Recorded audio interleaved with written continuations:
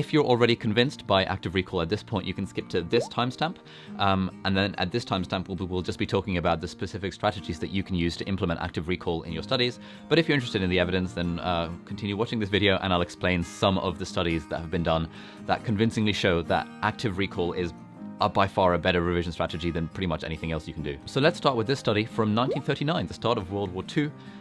This sort of research has been going back literally decades and decades. What they did is that they got groups of students and they made them learn a topic and then gave them a test either a week later or a day later.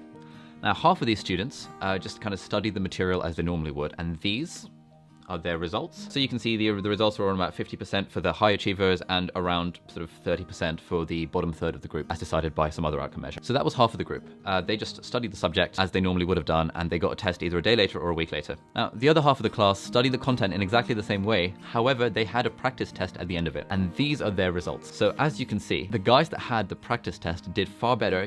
It's an increase of like 15% for the high achievers, an increase of like 10 to 15% for the bottom third of the class. Just having a practice test at the end of their study session improved their performance by 10 to 15%. And I don't know about you, but if I could improve my exam performance from by 10 to 15% just by, practice testing myself a bit at the end of each study session, I would certainly take that. But that's just one study.